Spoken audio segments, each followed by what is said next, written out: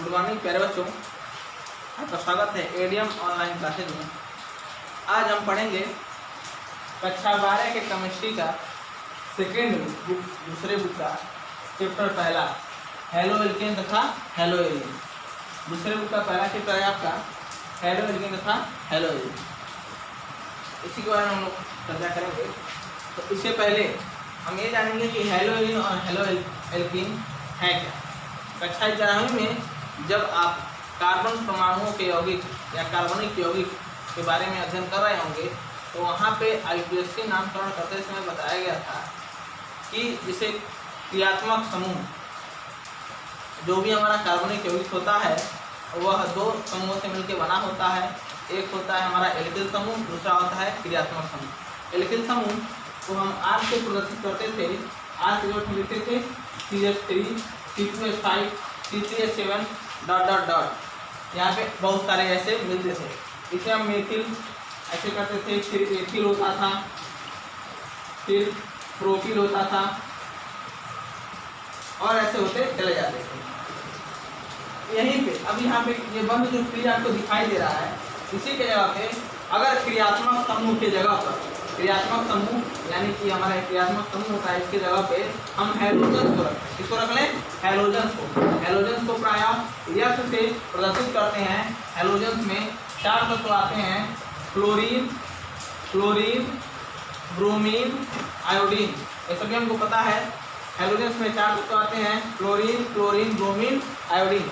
इन चारों तत्वों को हम कहते हैं हैलोजन। तो यहाँ देखिए हेलो एल्केन का मतलब या इन्हीं को कहा जाता है एल्किल हैलाइड। इन्हीं को कहा जाता है एल्किल हैलाइड।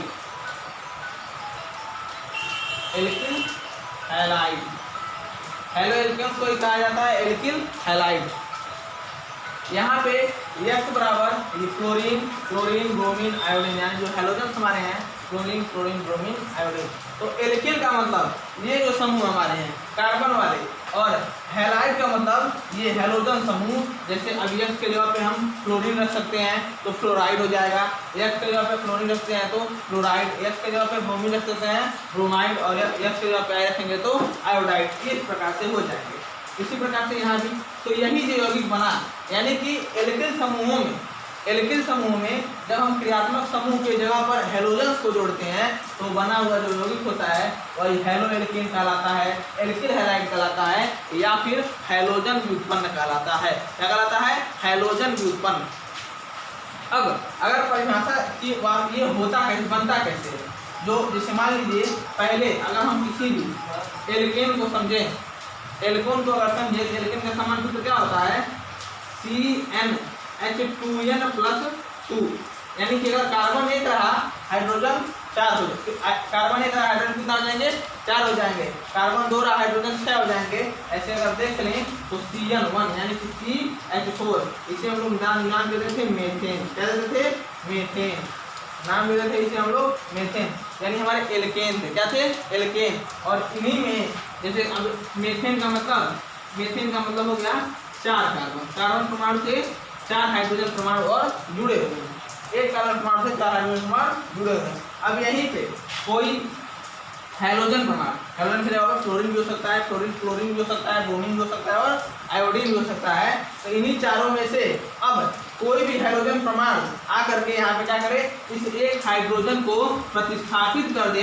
प्रतिस्थापित का मतलब होता है उसका जगह ले ले, तो यही क्या बन जाएगा? अब जो हमारे यौगिक मिलता है इसी को हम कहते हैं हेलो एल्केन, एल्किल हैलाइड या हैलोजन व्युत्पन्न कहते हैं। क्या कहते हैं? एल्किल हैलाइड, हैलोजन व्युत्पन्न या हेलो एल्केन कहते हैं। अब जैसे अब बात आ गई, आप लोग समझ गए होंगे कि हेलो एल्केन होता क्या है। बस सीधी सी परिभाषा कि एल्केनों में से एक हाइड्रोजन को प्रतिस्थापित करके जब हैलोजन जुड़ता है तो यही जो बना हुआ जो यौगिक हमें प्राप्त होता है उसी यौगिक को हम कहते हैं हेलो एल्केन, एल्किल हैलाइड या हैलोजन व्युत्पन्न कहते हैं। अब आगे अब आप लोग देखेंगे कि जैसे हैलोजन व्युत्पन्न होते हैं ना, तो एल्किल हैलाइड, जब यहाँ पे हम इसको हम क्या ले रहे हैं? एल्केन ले रहे हैं, तो यह एल्किल हैलाइड यानी कि हेलो एल्केन बन जा रहा है। और जब इसी के जगह हम लोग एरीन ले लेंगे, क्या ले लेंगे? एरीन का मतलब होता है एरोमेटिक यौगिक। आपको कक्षा 11वीं में बताया गया था एलिफैटिक यौगिक और एरोमेटिक यौगिक। तो एरोमेटिक यौगिक कुछ शर्तें थी और वहाँ पे इन्हीं शर्तों को जो पूर्ण रूप से पालन करता है उसी को हम कहते हैं एरोमेटिक यौगिक। जैसे वो शर्तें क्या थी एक बार मैं याद दिला देता हूँ। एरोमेटिक यौगिक की शर्तें क्या थी, कक्षा 11वीं में आप लोग पढ़े होंगे। पहली शर्त यही थी एरोमेटिक यौगिक की कि जो हमारा कार्बन है, जो कार्बन है तो हम जानते हैं एरोमेटिक यौगिक में कार्बन क्या होते हैं, इस प्रकार से कई कार्बन जुड़े होते हैं। तो कार्बन की जो श्रृंखला होती है वह बंद श्रृंखला होनी चाहिए। पहली शर्त यही है कि कार्बन की जो श्रृंखला है वो बंद श्रृंखला होनी चाहिए। देखिए यहाँ पे दिखाई पड़ रहा है कार्बन की जो श्रृंखला है बंद श्रृंखला दिखाई पड़ रही है। ये 1 2 3 4 5 6 कार्बन जुड़े हुए हैं। पहली शर्त क्या है, बंद श्रृंखला, बंद श्रृंखला। दूसरी शर्त क्या है, सभी कार्बन सममित होने चाहिए, यानी सभी कार्बन जो होंगे समान अवस्था में पाए जाए, एक दूसरे से समानता प्रदर्शित करते हैं। सममित, सभी कार्बन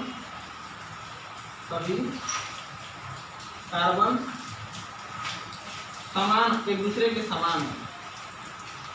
एक कैसे करें, सभी कार्बनों में सममिति या सममित प्रदर्शित होता हो। सभी कार्बन एक दूसरे के समान हो। तीसरा क्या होता है जो सबसे मुख्य भी है, सभी कार्बन के पास 4n+2 पाई इलेक्ट्रॉन होने चाहिए। 4n+2 pi electron. तो क्या देखिए यहाँ पे पाई इलेक्ट्रॉन, अब आपको ध्यान नहीं आ रहा होगा कि पाई इलेक्ट्रॉन कहते किसको हैं, तो एक बार हम याद दिला देते हैं कि जब हम सहसंयोजक बंध पढ़ रहे थे कक्षा 11वीं में, तो वहाँ पे बताया गया था सहसंयोजक बंध के प्रकार, 2 प्रकार के होते थे। एक जो होता था सिग्मा बंध, एक होता था पाई बंध। याद है कि नहीं? अगर सिग्मा बंध नहीं याद है तो हम लोग वहाँ पे जो ऑर्बिटलों की ओवरलैपिंग होती थी, यानी कि बंध कैसे बनते हैं, जो परमाणुओं के ऑर्बिटल्स होते हैं और ऑर्बिटल्स में 2 इलेक्ट्रॉन पाए जाते हैं, तो वही ऑर्बिटल्स जो जुड़ते हैं, इन्हीं 2 परमाणुओं के ऑर्बिटल्स परस्पर किस प्रकार से जुड़ते हैं, 2 तरीके से। एक उनमें रेखीय ओवरलैपिंग होती है, यानी रेखीय अतिव्यापन होता है, इस प्रकार से आके जुड़ेंगे, और एक होता है पार्श्व अतिव्यापन, इस प्रकार से। तो जो रेखीय अतिव्यापन होता है, तो इसी रेखीय अतिव्यापन में जो बंध बनता है उसे हम कहते हैं सिग्मा बंध, और जो पार्श्व अतिव्यापन होता है इसे कहते हैं हम पाई बंध। ये आप कक्षा 11 का नोट देखेंगे एक बार, या कि बुक देखेंगे तो याद आ जाएगा। तो इसी अब सिग्मा बंध के इलेक्ट्रॉन को सिग्मा इलेक्ट्रॉन और पाई बंध के इलेक्ट्रॉन को पाई इलेक्ट्रॉन कहते हैं, ये आप सभी जानते हैं। सिग्मा बंध जो होता है एक बार बनता है, यानी एकल बंध सिग्मा बंध है। अगर द्विबंध है तो 1 सिग्मा 1 पाई है, और त्रिबंध है तो 1 सिग्मा और 2 पाई है। ये हमारे हो गए सिग्मा बंध, यानी कि जो पहली बार इन्हीं 2 परमाणुओं के बाद पहली बार अगर जो बंध बनेगा वह सिग्मा बंध होगा। इसके बाद अगर उन्हीं दोनों परमाणुओं के मध्य कोई बंध बन रहा है तो वो सारे बंध कैसे होंगे, पाई बंध होंगे। और पाई बंधों के इलेक्ट्रॉन को हम क्या कहते हैं, पाई इलेक्ट्रॉन कहते हैं। क्या कहते हैं, पाई इलेक्ट्रॉन। अब हमें 4n+2 पाई इलेक्ट्रॉन चाहिए। कितने इलेक्ट्रॉन चाहिए, 4n+2 पाई इलेक्ट्रॉन चाहिए। तो देखिए हमने यहाँ पे एक यौगिक इस प्रकार से बनाया है बेंजीन को, C, यहाँ भी C, यहाँ भी C, यहाँ भी और यहाँ भी। अब एक एक केस से जोड़ दें।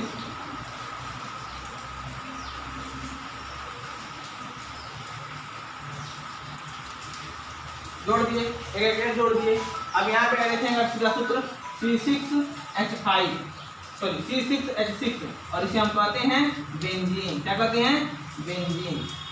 तो देखिए यहाँ पे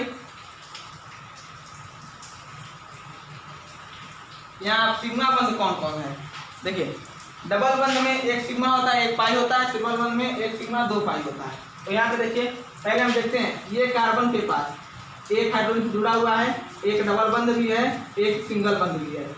इस कार्बन के पास 1 हाइड्रोजन जुड़ा हुआ है, ये एक सिंगल बंध भी है, डबल बंध भी है। इसी प्रकार सभी कार्बन में देखें तो सभी क्या है, सभी एक दूसरे के समान दिखाई पड़ रहे हैं, यानी उनके पास हाइड्रोजन से जुड़े हुए हैं, डबल बंध भी है और सिंगल बंध भी है। सीधे सीधे अगर देखें तो देखिए कितने सिग्मा हुए एक कार्बन के पास, एक सिग्मा बंध यह, एक सिग्मा बंध यह, एक सिग्मा बंध यह, एक पाई बंध यह। इसी प्रकार से यहाँ देख लें, यह सिग्मा, यह सिग्मा, यह सिग्मा और यह पाई, यानी सभी कार्बन्स के पास 3 सिग्मा और एक पाई बंध है, 3 सिग्मा और एक पाई बंध है, जो कि इसकी समानता को प्रदर्शित करता है। यानी यहाँ से देखने पर पता चल रहा है कि प्रत्येक कार्बन एक दूसरे से समानता प्रदर्शित करते हैं। अब ये हो गया सम्मति वाला पहला कहानी हो गया, बंध श्रृंखला तो ये। अब दूसरा देखते हैं 4n+2 पाई इलेक्ट्रॉन। तो 4n+2 देखिए कितने बंध है यहाँ पे पाई, एक ये पाई बंध, एक ये पाई बंध और एक ये पाई बंध दिखाई पड़ रहे हैं। एक ये पाई बंध, एक ये पाई बंध, एक ये पाई बंध, 3 हमारे पास पाई बंध है, 3 हमारे पास पाई बंध है। हम जानते हैं चाहे वो सिग्मा बंध हो या पाई बंध हो, प्रत्येक बंध में 2 इलेक्ट्रॉन होते हैं, प्रत्येक बंध में 2 इलेक्ट्रॉन। तो 3 पाई बंध तो कुल कितने इलेक्ट्रॉन, 6 पाई इलेक्ट्रॉन हो गए। कितने इलेक्ट्रॉन हो गए, 6 पाई इलेक्ट्रॉन। अब यहाँ 4n+2 पाई इलेक्ट्रॉन चाहिए, तो n बराबर जब 1 हम रखें तो क्या मिलेगा, 4 × 1 और +2, तो यहाँ से हमें मिल जाएगा 6 पाई इलेक्ट्रॉन। यानी कितने, n बराबर 1 के लिए यह सत्य है, n बराबर 1 के लिए यह सत्य है। अतः यह हमारा क्या है जी, एरोमेटिक यौगिक है। कैसे, 6 पाई इलेक्ट्रॉन, क्या हुए, 6 पाई इलेक्ट्रॉन। देखिए 1 2 3 पाई बंध दिखाई दे रहे हैं, 6 पाई इलेक्ट्रॉन है। 4n+2 सॉरी n बराबर यदि 1 रख दें तो क्या हो जाएगा, 4 × 4 और 2 6 पाई इलेक्ट्रॉन हो गए। इसके पास भी 6 पाई इलेक्ट्रॉन है, तो यह इस शर्त को भी यह क्या करता है, पालन करता है। अब जो आखिरी शर्त होती है वह यह है कि सभी कार्बन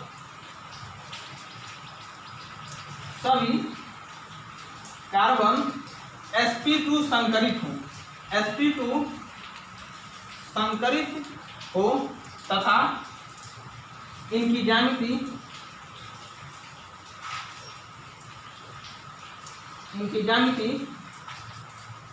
त्रिकोणीय समतलीय हो, त्रिकोणीय समतलीय हो। चलिए ये भी देख लेते हैं, सभी कार्बन sp2 संकरित हो। देखिए संकरण को करने के लिए हमने कक्षा 11 में बंध बताया था, सॉरी बंधों के आधार पर संकरण करने की विधि हमने कक्षा 11 में बताई थी कि संकरण में सिर्फ और सिर्फ सिग्मा बंधों को लिया जाता है। संकरण में सिर्फ और सिर्फ सिग्मा बंध और लोन पेयर यानी कि एकाकी इलेक्ट्रॉन युग्म को लिया जाता है, पाई इलेक्ट्रॉन को नहीं लिया जाता है। तो हमने वहां पे बताया था कि जब 2 सिग्मा बंध होते हैं, 2 सिग्मा बंध तो sp संकरण होता है, ठीक। अगर यहाँ पे 2 सिग्मा बंध है तो sp संकरण होता है, 3 सिग्मा बंध है तो कितना, sp2 संकरण होता है, और 4 सिग्मा बंध है तो sp3 संकरण है। कक्षा 11 में आपको बताया गया था। 2 सिग्मा बंध sp संकरण, 3 सिग्मा sp2 संकरण, 4 सिग्मा sp3 संकरण। यहाँ पे प्रत्येक कार्बन के पास कितने बंध है जी, 1 2 3 सिग्मा बंध है।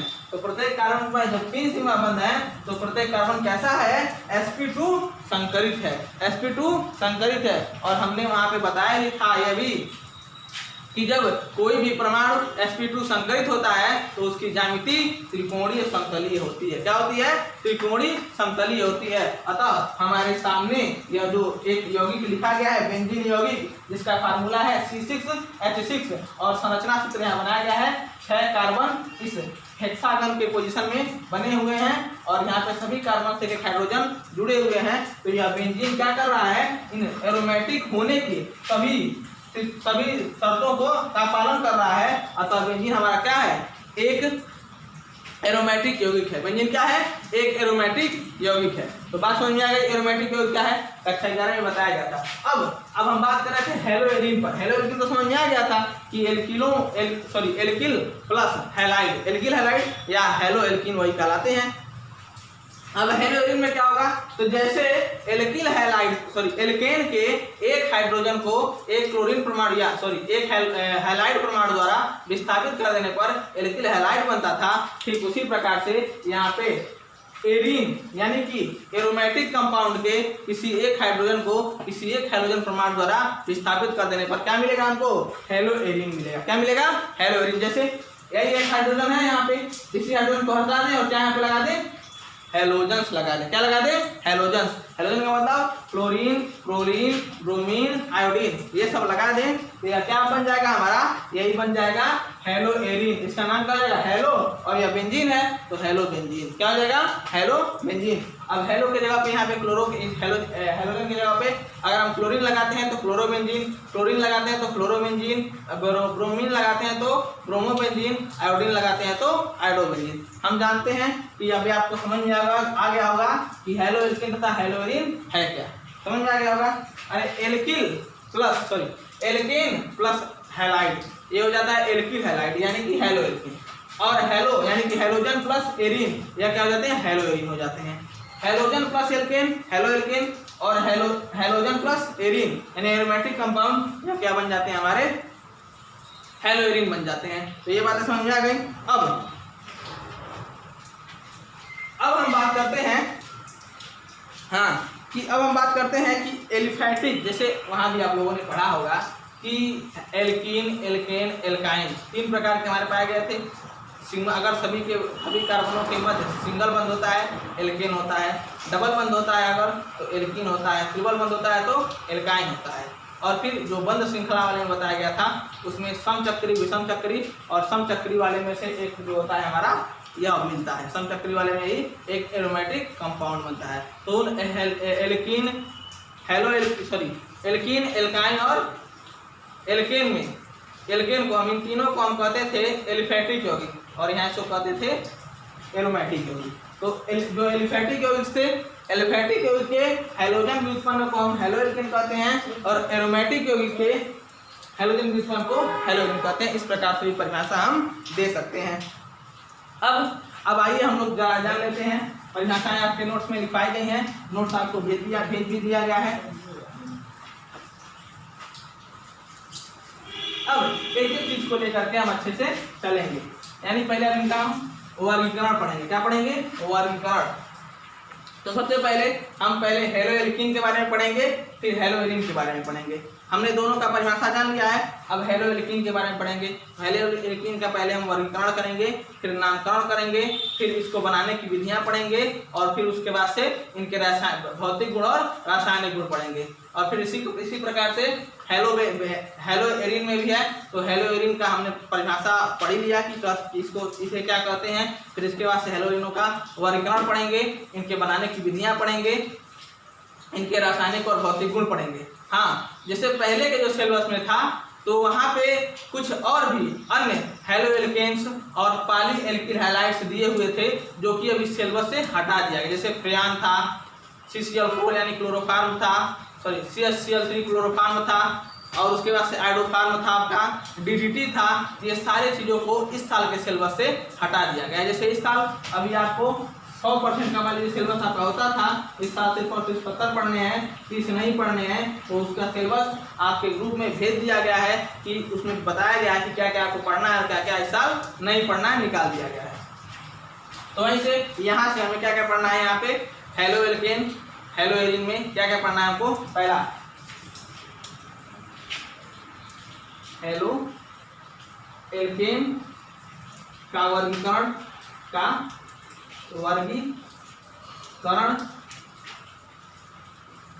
फिर उसके बाद से हेलो एल्केन का नामकरण, हेलो एल्केन को बनाने की विधि NCERT की बुक में बनाने की विधि को विचरण लिखा गया होता है, उसका मतलब होता है निर्माण। विचरण लिखा गया होगा, उसका मतलब होता है निर्माण यानी बनाने की विधि।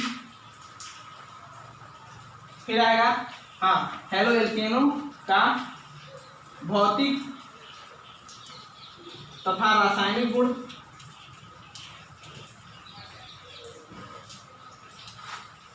ये पढ़ना है। क्या क्या पढ़ना है? हेलो एल्केन हम जान गए क्या होता है, हेलो एरीन जान गए क्या होता है। पढ़ना क्या क्या इस सेक्टर में? हेलो एल्केनों का वर्गीकरण, इनका नामकरण और इनको बनाने की विधियां तथा इनका भौतिक गुण और रासायनिक गुण। अब हेलो एरीनों देख लेते हैं क्या क्या पढ़ना है।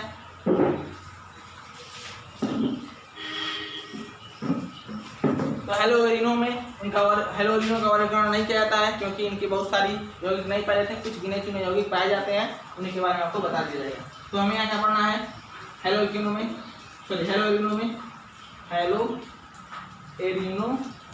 का नामकरण, इनको बनाने की विधियाँ,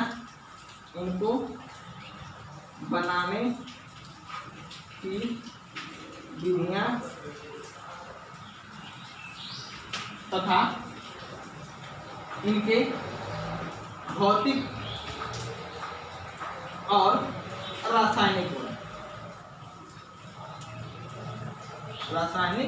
गुण, ये इतना पढ़ना है हमें इस साल, हमें यही इतना पढ़ना है। बाकी इसके अलावा और भी था, जैसे बहुत सारे यौगिक दिए गए होते हैं उनके बारे में पढ़ना होता था, वो सारे यौगिक सब इस साल के चैप्टर से निकाल दिए हैं। बस हमें वहाँ पे चार वहाँ पे हेडिंग थे और ये 3 हेडिंग। हाँ, रासायनिक विधि, जब हम यहाँ पे रासायनिक में पढ़ेंगे तो इनकी रासायनिक अभिक्रियाएं कुछ अधिक मिलेंगी। 8-10 रासायनिक अभिक्रियाएं हैं, 2 विधियां बताई जाएंगी, एक नाभिक नहीं, एक इलेक्ट्रॉन्स नहीं। तो धीरे धीरे इन सभी के बारे में हम चर्चा करेंगे। अब आगे की क्लास कल।